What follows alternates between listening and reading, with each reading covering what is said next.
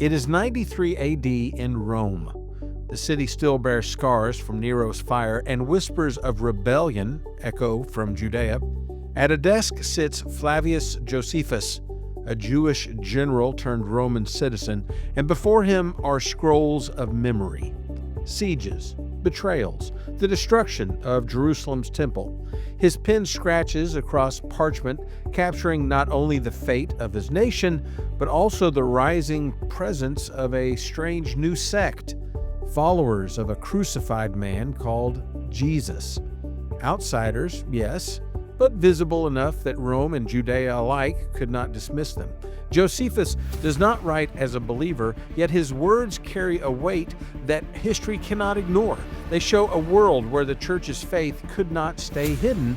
But what exactly did this historian record, and why has his testimony endured for nearly 2,000 years?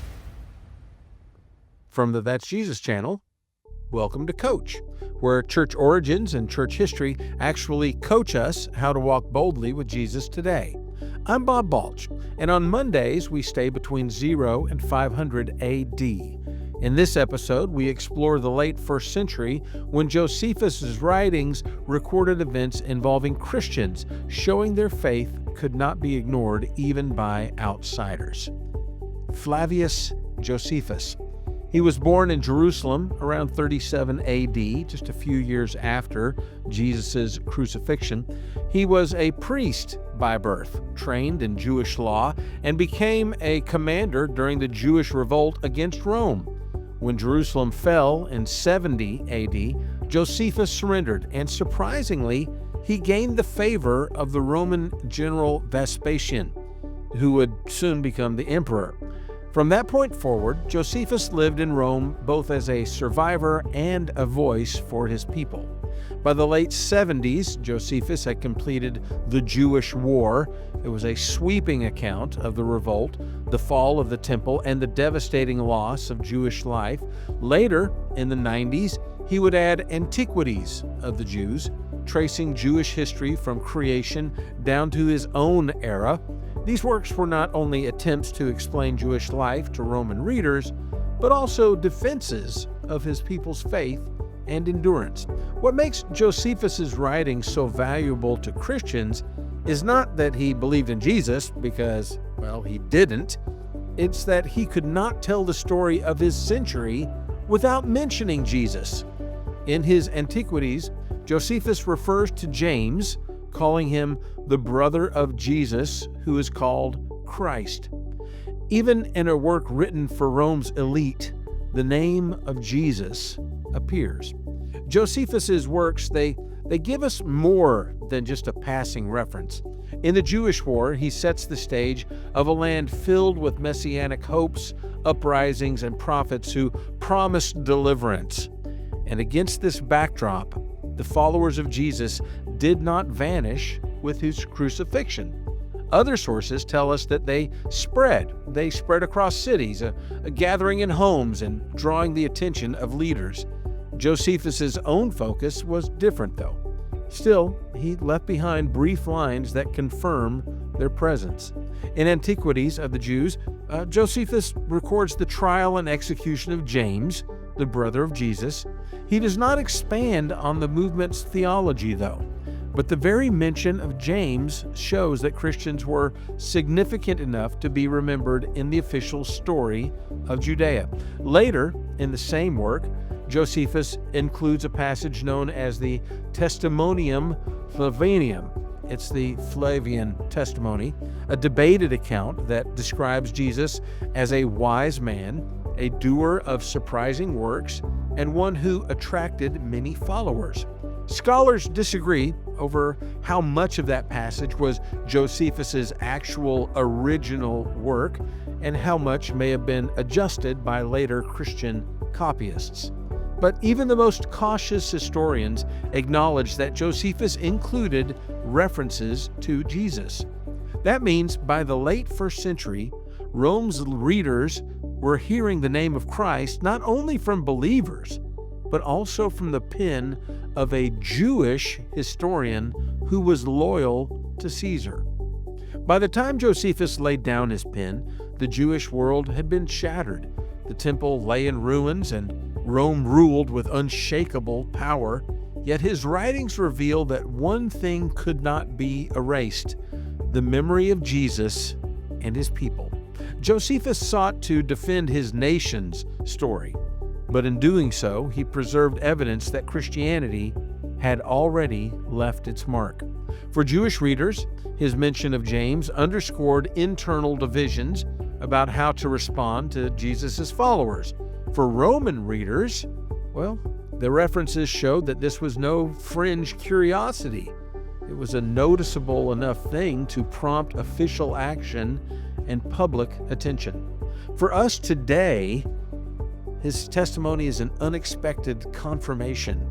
A historian with no allegiance to the gospel still recorded that Christians were present, active, and unignorable in the first century. And that raises a challenge for us. If even Josephus could not explain his times without mentioning Christ's people, what does that say about the faith that lived so boldly then?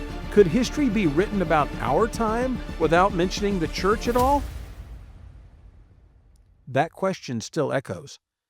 Josephus' testimony, it continues to shape how society talks about faith today. In classrooms, his passages are often the first non-biblical evidence that students encounter with Jesus being a real figure of history.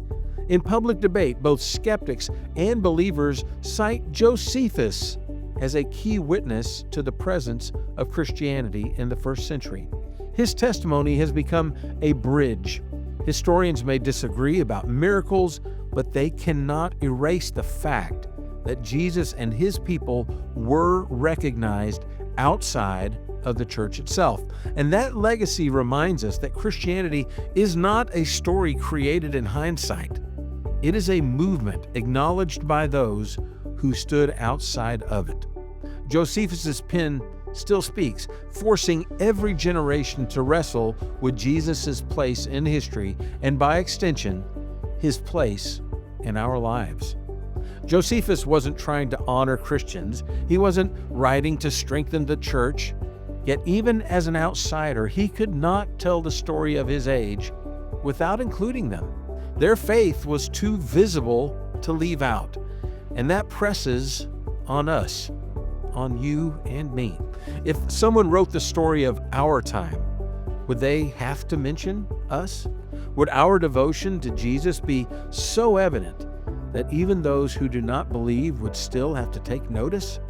Or would we slip so quietly into the culture around us that history could pass us by without a single word? The believers that Josephus described were not flawless. They struggled, they suffered, and many were misunderstood, but they lived in such a way that the world could not ignore them. Can the same be said of us? When neighbors, coworkers, or even critics look at our lives, do they see something that unmistakably points to Jesus?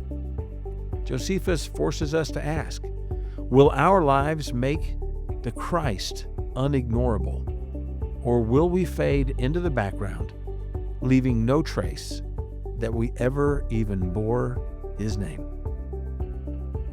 If this story of Josephus challenged or encouraged you, like, comment, and share it with a friend. They might really need to hear it. Leave a review on your podcast app, and don't forget to follow Coach for more episodes every week.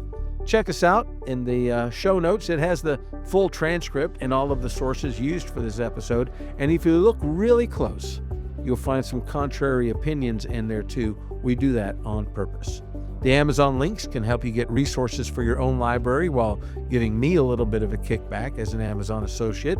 And you'll never know what we're going to cover next on Coach, because every episode dives into a different corner of church history. But on Mondays, we do stay between 0 and 500 AD. And if you'd rather access these stories on YouTube, check us out at the That's Jesus channel. Thanks for listening to Coach, where church origins and church history actually coach us how to walk boldly with Jesus today. I'm Bob Baulch with the That's Jesus channel. Have a great day, and be blessed. I once tried to read Josephus straight through.